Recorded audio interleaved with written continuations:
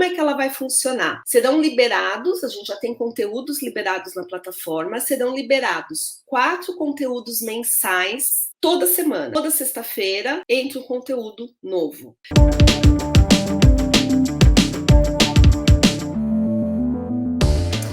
Como escolher o melhor tipo de alimentação ou nutrição para o meu filho com síndrome de Down? O que eu faço? Procuro na internet para ver o que está na moda agora. A gente tira o glúten, tira carboidrato, tira leite. Ou eu escuto o que a maior parte das mães está fazendo. Onde que a gente acha isso? Como alimentar o meu filho? Esse é um vídeo introdutório de um assunto que nós vamos abordar em detalhes aqui na comunidade, porque a nutrição é um dos pilares em saúde dos mais importantes para a criança com síndrome de Down. Não só para a criança com síndrome de Down, né? Já sabemos hoje que ela é um dos pilares mais importantes para a saúde e longevidade de qualquer indivíduo.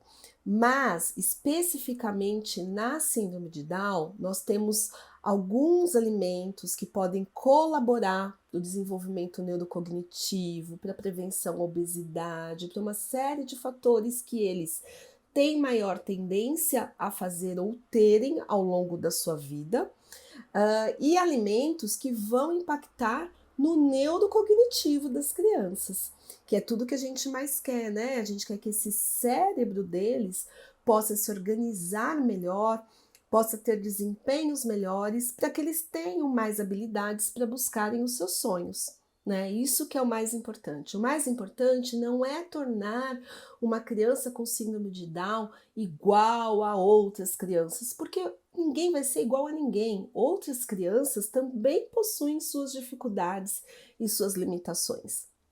Certo? A gente precisa concordar, chegar nesse ponto comum.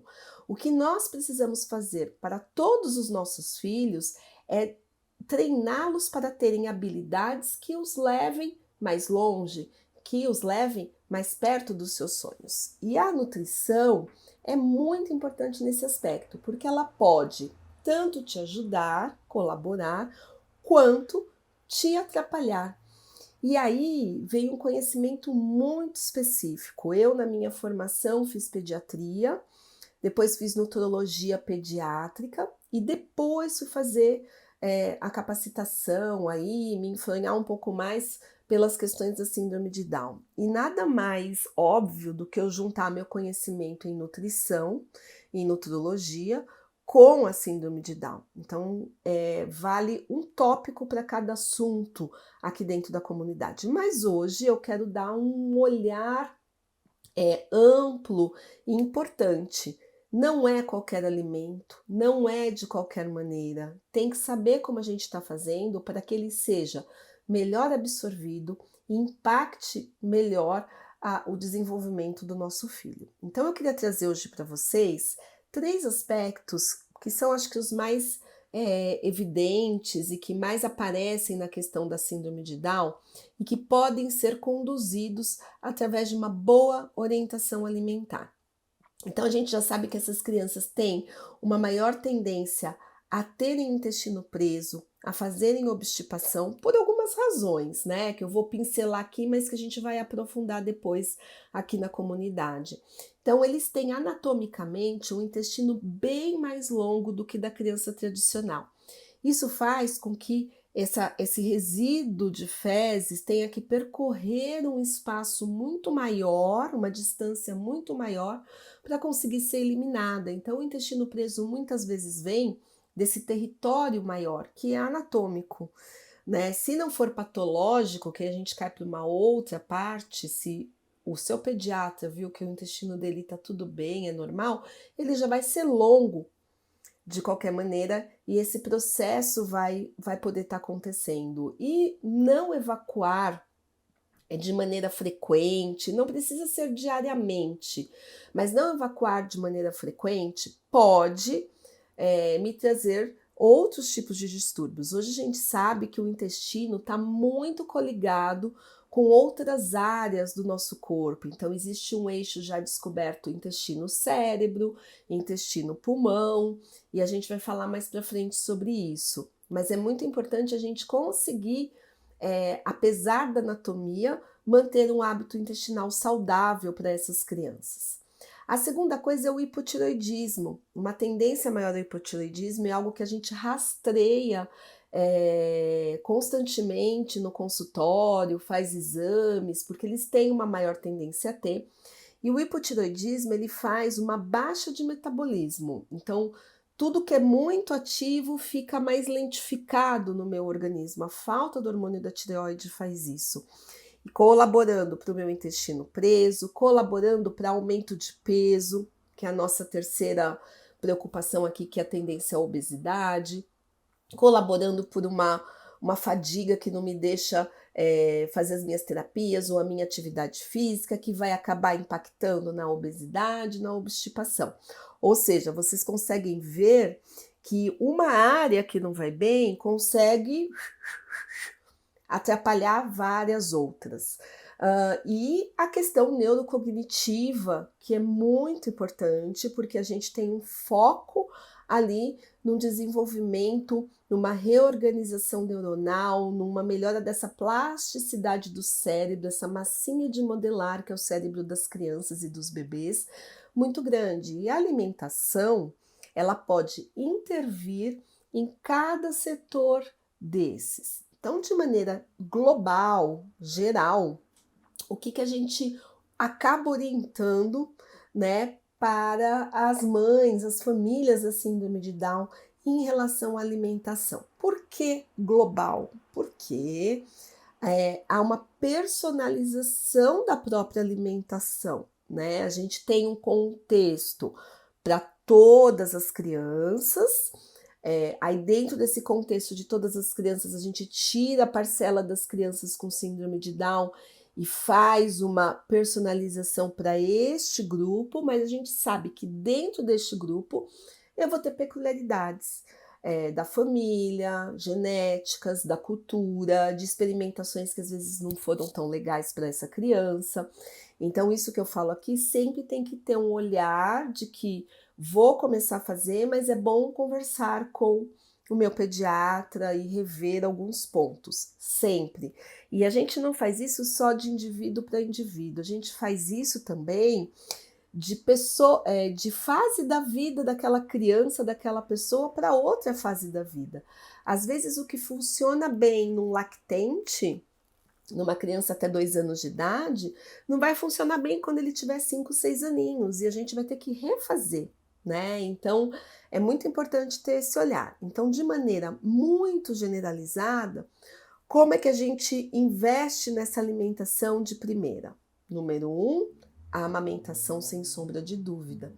A amamentação, o leite materno é o nosso alimento primordial, é a única vez que nós vamos consumir algo feito, né, produzido para nossa espécie, né, para a espécie dos humanos, é o único alimento específico para a espécie, e ele vem com todas as proporções, com todos os nutrientes, para que o desenvolvimento dessa criança seja pleno em todas as suas etapas. Então, para prevenção de doenças futuras, prevenção de obesidade, para bom desenvolvimento neurocognitivo, ele tem um equilíbrio e assim, é meio ml dependente. Quanto mais tempo de aleitamento materno eu consigo promover para o meu filho, maior a quantidade de benefícios que eu vou impactar. E por mais que as indústrias tentem chegar a um leite próximo, similar ao leite materno, ele é próximo, mas não tão próximo assim, porque nem a própria ciência sabe tudo que tem no leite materno. A cada ano que passa, nós pediatras estudamos sobre leite materno e descobrimos que a ciência descobriu mais alguma coisa que anteriormente não se sabia. Então, existem os substitutos do leite materno, que em necessidades específicas devem realmente ser utilizados, porém, muita atenção, ele não vai ter tudo que eu preciso para esse desenvolvimento pleno do meu filho.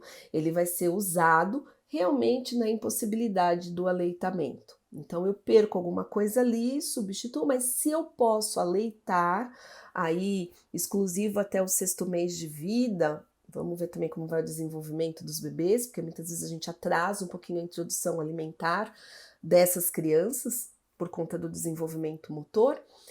E a partir da introdução alimentar é complementado, e aí pelo menos até os 2 anos de vida, o ideal é que eu use e abuse do leite materno. Na impossibilidade, eu vou utilizar fórmulas infantis. A gente dá uma preferência aí por fórmulas de origem que não sejam de leite de vaca, por exemplo, a fórmula de leite de soja, porque a gente sabe que tanto a lactose quanto a caseína do leite de vaca são muito indigestas para as nossas crianças, principalmente as com síndrome de Down, podendo dar aquela dilatação de abdômen, flatulência, piorar a cólica, mexe muito com a criança. Então, atenção, vocês nunca vão me ouvir falando que aquele alimento é proibido e acabou. Não, não é isso. As crianças podem consumir leite de vaca e às vezes a gente vai precisar da fórmula infantil aí, que hoje é orientada até no mínimo os 2 anos de idade. A gente vai precisar da fórmula e uma fórmula à base de leite de vaca. Tudo bem, mas naquela dificuldade de digestibilidade ou no processo de alergia à proteína de leite de vaca, a gente vai ter que substituir, tá? Então eu gosto muito de iniciar com a fórmula de soja quando eu preciso de fórmula. Acima de 6 meses sempre, tá? Abaixo de 6 meses a gente não costuma usar a soja. Outra coisa muito importante, na introdução alimentar, eu pergunto assim, para os alunos de pediatria principalmente, quando começa a introdução alimentar? E a maioria me responde, no 6º mês de vida, que é quando basicamente as crianças elas já têm controle de tronco, um pouquinho melhor, com apoio, mas já tem interesse pela comida do adulto, e o pediatra libera naquela idade. Eu vou contar um segredo para vocês aqui. A introdução alimentar começa quando o seu filho ainda está na sua barriga. Sabe por quê? Porque o líquido amniótico que você produz já leva sabor para a boquinha do seu bebê, lá dentro da sua barriga. O leite materno, quando ele nasce, já leva sabor dos alimentos que você consumiu para já ir treinando o paladar do seu bebê. Então, quando a gente vai começar a introdução alimentar, se a gente comeu adequadamente durante a nossa gestação e na amamentação do nosso bebê, a gente deve começar por alimentos que eles já possam reconhecer, alimentos que são mais familiares a eles. O sucesso da introdução alimentar é muito maior dessa maneira. Olha que coisa interessante, né? A transformação da maternidade já começa lá atrás, porque se você não come muito bem, não come direito, vive de industrializados ultraprocessados, você vai ter que repensar, porque é isso que você está ensinando para o seu filho desde a barriga, não é só quando ele começa a comer.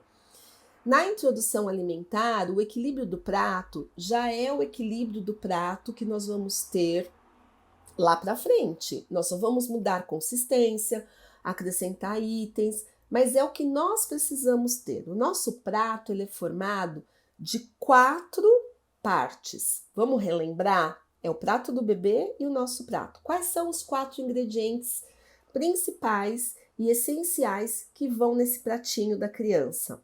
São proteína, nós temos dentro das proteínas o grupo de proteínas animais e vegetais, são os carboidratos, que são raízes, vamos lembrar para a gente não esquecer na hora da compra. Carboidrato são as raízes, então tudo que nasce embaixo da terra. Batata, cará, inhame, mandioca, mandioquinha, cenoura, beterraba, o arroz, o macarrão que estão aqui fora, certo? Só para a gente refrescar a memória. Terceiro grupo, os outros vegetais, aqueles que não são raízes, vão ali. E o quarto grupo são as folhas, as verduras. Então, a gente pensando um pouquinho no aspecto das coisas que eles podem desenvolver